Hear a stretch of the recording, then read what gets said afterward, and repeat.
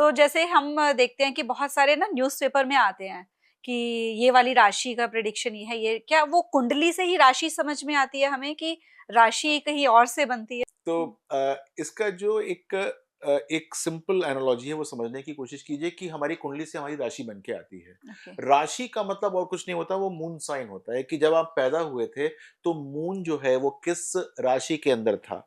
Moon जिस राशि के अंदर होगा आपको उस प्रकार से वो मनूवर करने की कोशिश करेगा, आपके थॉट प्रोसेस को उस प्रकार से लेकर आएगा।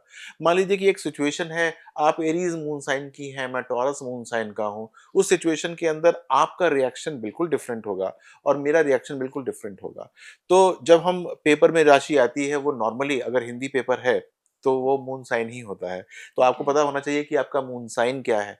मून साइन का मतलब चंद्र राशि। नॉर्मली क्या होता है कि लोग बहुत सिंप्लीफाई करने के लिए वो सूर्य साइन देखते हैं, सन साइन देखते हैं, जो कि वेस्टर्न एनालॉजी होती है कि अप्रैल में पैदा हुआ तो इस ये साइन होगा, अच्छा। मई में पैदा हुआ तो ये साइन होगा, जून में पैदा हुआ तो ये साइन होगा। जबकि वो जो वैदिक एस्ट्रोलॉजी है वो ऐसे नहीं देखती है। वैदिक एस्ट्रोलॉजी देखती है कि आपकी कुंडली क्या है, आपकी कुंडली हुँ, के अंदर जो चंद्रमा है जी। उसकी पोजीशन क्या है, और हुँ, उसकी पोजीशन के हिसाब से आपके मून साइन को डिफाइन करते हैं। बहुत बड़ी बात नहीं है ये। जी। अगर आपको शायद पता ना हो कि आपका मून साइन क्या है तो बहुत हुँ, सिंपल है, आप मेरी वेबसाइट पे जाइए।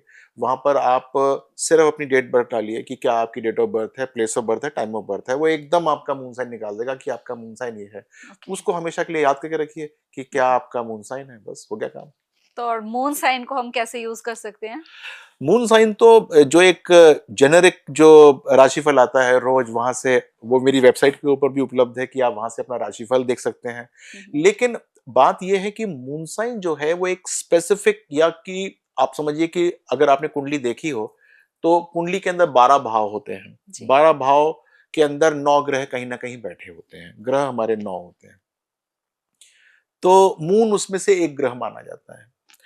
तो मून साइन के बेस के ऊपर यदि हम कोई भी आपकी प्रेडिक्शन करते हैं तो आप समझ लीजिए कि ना तो हमको भाव पता है कि कौन से भाव में बैठा है, और ना ही हमको ये पता है कि वो 8 ग्रह जो कि मून को भी किसी ना किसी तरीके से इन्फ्लुएंस कर रहे होंगे वो कहाँ बैठे हुए हैं।